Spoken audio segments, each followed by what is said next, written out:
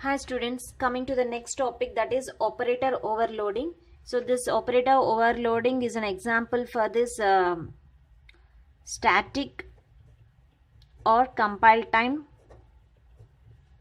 polymorphism. So this operator overloading can exist only at the compile time polymorphism. So it is a type of polymorphism in which an operator is overloaded.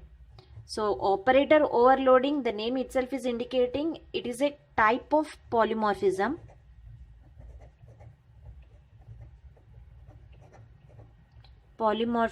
in which an operator is overloaded. Operator is overloaded to give user defined meaning.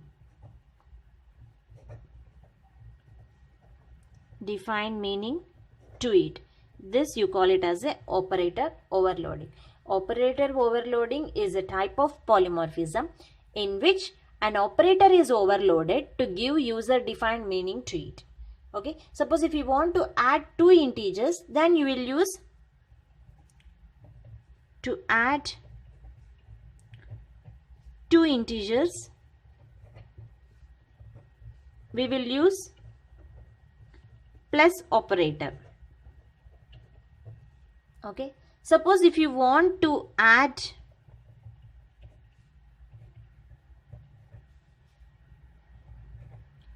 or if you want to concatenate, you take it as a concatenate because we are using the strings.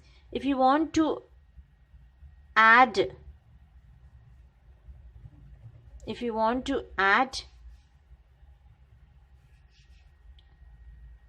two strings, you will use plus operator. So here we are using the plus for both adding the integers as well as combining the strings. So this is operator overloading. So which an operator is overloaded to give user defined meaning. To use user defined meaning, we use this operator overloading.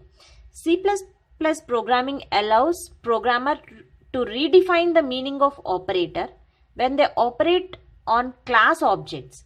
So this you call it as an operator overloading.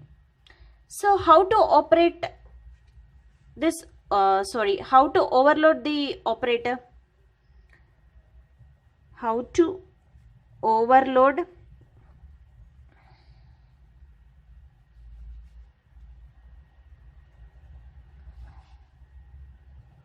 the operator means how to let's see this. So to overload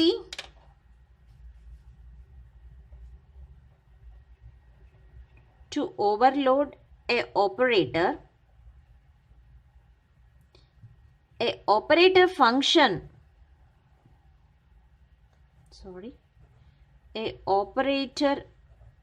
function is defined inside a class. To overload a operator function is defined inside a class. Let's see how we will define inside a class. So here the class name, this is the syntax I am writing for the operator overloading. Class name, just you declare the data members and this public, just mention the return type, use the operator sign, whatever the operator you want to overload. So operator overloading, return type, operator sign you have to write before the arguments, means before this return type, just operator sign and write the function definition, close the class. So this is the syntax for the operator overloading. So to overload an operator, a operator function is defined inside a class. So this is the operator function that you have to be defined inside a class. So let us see one example for this operator overloading.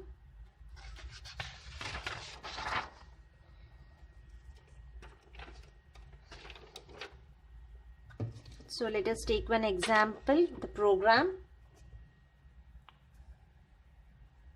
Example. So here I am taking the class rectangle. I am declaring the parameters int L comma B, length and breadth, public, rectangle is a function. So this is a constructor. The constructor name is same as the class name. So this is a constructor. The function here is L is equal to 0, B is equal to 0. I declared it. Now here in this same class I am writing the operator overloading. So the return type operator, here I am using the plus plus. This is the increment operator I am using. So here this is an unary increment operator function overloading. So L plus is equal to 2, B plus is equal to 2. So in the same I am writing the display function also, void display. Now I am printing the values for this cout, length, so print the L value, cout, breadth, print the B value. So close the class. So here I have written the class function. So the class rectangle, and this is a constructor. Here I initialize the values as L is equal to 0, B is equal to 0. After that initializing the value, I use the operator overloading. So the operator overloading, this is a syntax, this is a return type, and this here the increment operator, I use the unary increment operator. For that I had declared some values, and I'm for printing, this is the void display function. Now I am writing the main program, int main function I am calling. So here I am declaring the object for the class rectangle. R is the object for class rectangle.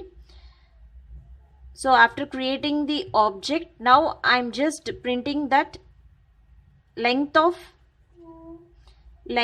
breadth before increment. So before increment I am printing. So that should be R dot display. So it comes to here. First it takes the object's values and it comes to here and print the R dot display. After that I am using the operator overload. I am calling the operator overloading function plus R. So this is also this, with the help of the object you can call the function in the class. So plus R I declared. Now I am printing cout, length, breadth after increment. Okay, so again call R plus R dot display. So after increment it prints the values, return 0. So this is a function with unary increment operator. Then what will be the output now? Output is, first it enters, it prints length, breadth before increment. So what will be the values before increment? First, whenever I declare an object, after that it enters into this function. So it prints L is equal to 0, that is the length.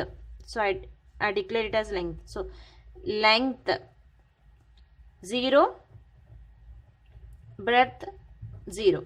After that it enter into this void operator, the operator overloading function. So whenever it sees, first it prints length, breadth after increment.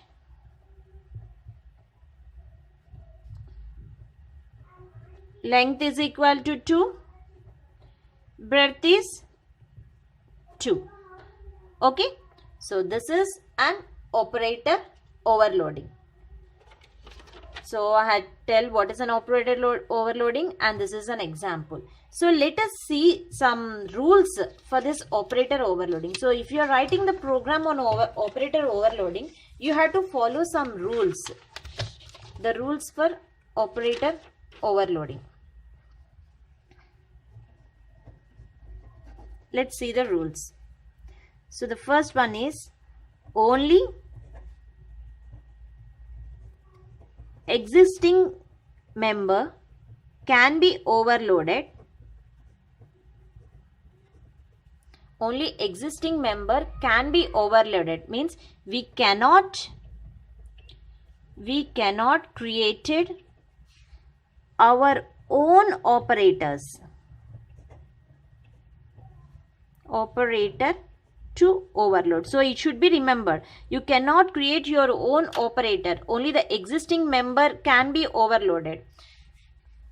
And the next rule is the overload operator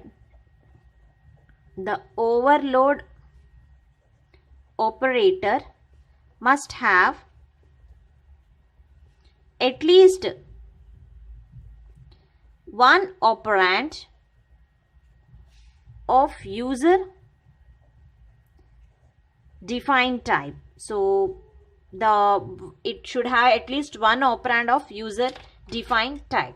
Next, coming to another rule, it follows syntax. So operator overloading has to follow the syntax rules while it declaring the operator. So it should follow the syntax rules of original operator. Whatever the original operator is using syntax, that syntax it has to be followed for user defined also. It follows syntax rules of original operator. This means we cannot change the basic meaning of operator. We cannot change the basic meaning of operator. So while you're writing the program, these are the rules you have to be followed for operator overloading. And next thing is, it has to, some operators cannot be overloaded. So you have to remember, all the operators cannot be overloaded, only some will be overloaded. So what are the operators that cannot be overloaded? They are member access operator. So which operator you'll use for member access? Dot operator. And pointer to member access operator,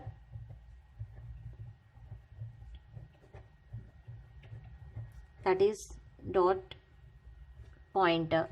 And scope resolution operator, these cannot be overloaded. These operators cannot be overloaded. Scope resolution operator. Next, size operator.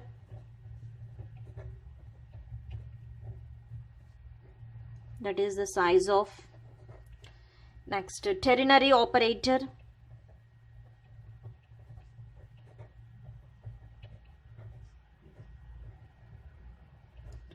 Okay, so these operators cannot be overloaded. That thing you have to be remembered. And we cannot use friend functions to overload some operators. So you cannot able to use the friend functions also to overload some of the operators, like equal to, function call, class member access operators, like that. So these are the different rules you have to be followed while you're using the operator overloading. Thank you.